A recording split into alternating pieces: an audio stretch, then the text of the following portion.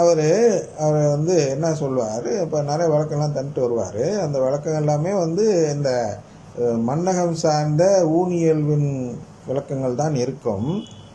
ஆனால் அதில் வரும்போது நம்மளோட கிளாஷ் ஆகிற இடம் எங்கன்னா, நம்மளோட ஒரு முரண்படக்கூடிய இடமாக இருப்பது எந்த இடம் என்றால், ஒரு ஜீவாத்மா பரமாத்மாவாக மாறவே முடியாது என்பது அவருடைய கருத்து. இதுதான் அனைத்து உலகத்தில் உள்ள அனைத்து மதங்களின் கருத்து. ஒரே ஒரு மதம் மட்டும்தான் இதில் வேறுபடுகிறது. அதனால் அவர் கூட என்ன சொல்வார், நாம் எல்லாம் கடவுளுடைய பிள்ளைகள் என்று தான் சொல்வார். ஆனால் இங்கே நாம் என்ன புரிந்து கொள்ள வேண்டும் என்றால், சொந்தமான பிள்ளைகள் என்பது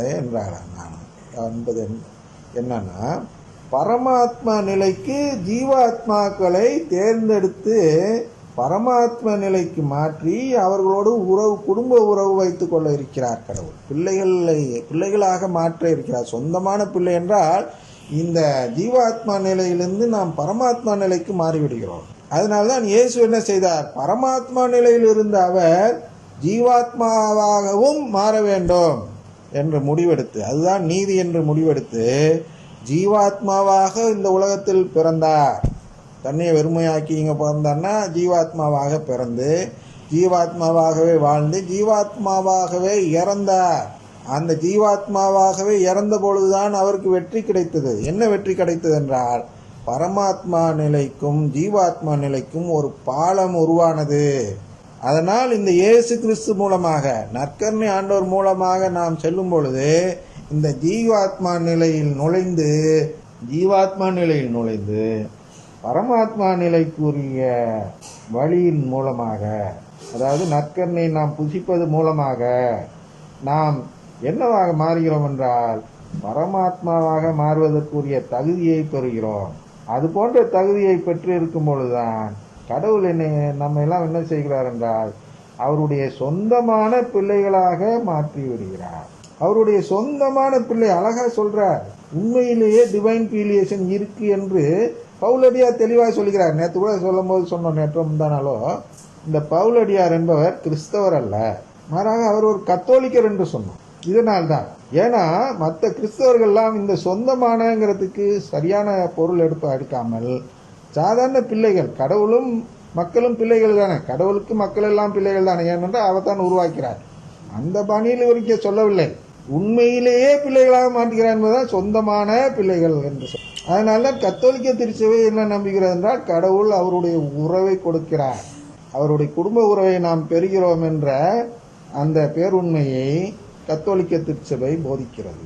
இதுவே அவரது விருப்பம், இதுவே அவரது திருவுளம். புரியுதா? திருவுளம், கடவுளின் திருவுளப்படி செயல்படுவார். அப்படி கடவுளின் திருவுளப்படி செயல்படுபவர்களே இன்னரசுக்குள் செல்வர். கடவுளின் திருவுளப்படி செயல்படுபவர்களே என் தந்தையும் தாயும் ஆவார்கள் என்று மரியாளை பார்த்து சொல்கிறார். இவரா என்னுடைய தாய்?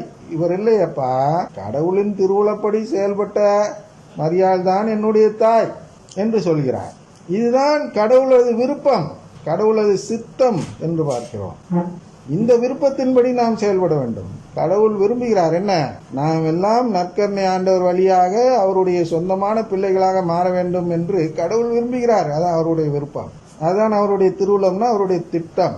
இவ்வாறு தம் அன்பார்ந்த மகன் வழியாக, திருப்பி நற்கருணை ஆண்டவர் வழியாக தான் நீங்க பார்க்கணும், அன்பார்ந்த மகன் வழியாக நம் மீது ஒப்பு உயர்வற்ற அருளை பொழிந்தருளியதால். இது ஒப்பு உயர்வற்ற அருள். நான் சொன்னது என்ன, ஒரு ஜீவாத்மாவை பரமாத்மாவாக மாற்றுகிறார் என்றால் அதெல்லாம் சாதாரண அன்பு இல்ல, சாதாரண விஷயம் அல்ல, புரிந்து கொள்ளுங்கள். அதுதான் வார்த்தையை பயன்படுத்துகிறார். ஒப்புயர்வற்ற அன்பு, ஒப்புயர்வற்ற அருள், ஒப்புயர்வற்ற அருளை பொழிந்தருளியதால் அவரது புகழை பாடுகிறோம். சரியா? புகழை பாடுவதால் நாம் ஒப்புயர்வற்ற அன்புல இல்லாட்டி அவருடைய பிள்ளையா மாறுறதில்ல. நல்லா புரிஞ்சுங்க. அவர் நம்ம எல்லாம் சொந்த பிள்ளைகளா மாற்றுவதால் நாம் புகழை பாட வேண்டும். வெறும் நீ துதியை சொல்லிட்டு துதி ஜோத்தை சொல்லிட்டு எனக்கு உரிமை கொடுனா கொடுக்க மாட்டாரு. கிறிஸ்து ரத்தம் சிந்தி தம் அருள் வளத்திற்கு ஏற்ப நமக்கு மீட்பு அளித்துள்ளார். ரத்தம் சிந்திதான் அந்த பாலம் என்ற அந்த வழியை உருவாக்கி இருக்கிறார். கிறிஸ்துவின் இரத்தத்தின் வழியாக தான் நாம் இந்த உறவை பெறுகிறோம். அவருடைய சொந்தமான பிள்ளைகள் என்ற உறவை கிறிஸ்து இரத்தம் சிந்தவில்லை என்றால் நாம் பெற்றிருக்க முடியாது. அதுபோன்று அவருக்கு சோதனை வந்தது. ஆனால் கிறிஸ்து இரத்தம் சிந்தி தம் அருள் வளத்திற்கு ஏற்ப நமக்கு மீட்பு அளித்துள்ளார். இம்மீட்பால் குற்றங்களிலிருந்து நாம் மன்னிப்பு பெறுகிறோம். புரியுதா? அந்த உறவால் தான் மீட்புனா அந்த இடத்துல என்ன, கடவுளின் உறவு, அவருடைய சொந்த பிள்ளைகளாக நாம் மாறிவிடுவதால் குற்றங்களிலிருந்து நாம் மன்னிப்பு பெறுகிறோம். அதான் இங்கே புரிஞ்சுக்கணும். அந்த அருளை அவர் நம்மில் பெருக செய்து அனைத்து ஞானத்தையும் அறிவுத்திறனையும் தந்துள்ளார். இந்த ஞானம் என்றால் என்ன? அவருடைய குடும்பத்தில் எப்படி சேர வேண்டும் என்ற அனைத்து ஞானத்தையும், அவருடைய குடும்பத்தில் எப்படி சேர வேண்டும் என்ற அறிவுத்திறனையும் ஒருவருக்கு தருவார். அவர்கள் தானாக சென்றடைவார்கள். அவர் அதுதான் உள்ளவர்களுக்கு கொடுக்கப்படும், இல்லாதவர்களுக்கு உள்ளதும் பிரிக்கப்படும் என்று மத்தேயு 13:10 பார்த்தோம். அவர் தமது திருவுளத்தின் மறைபொருளை நமக்கு தெரியப்படுத்தியுள்ளார். இதான் அது மறைபொருள். திருவுளம் என்றாலே பார்த்தல, சொந்தமான பிள்ளைகளாக மாறுவதா அவரது திருவுளம் என்று சொல்லப்பட்டது அல்லவா? அதை தான் நமக்கு தெரியப்படுத்தியுள்ளார்.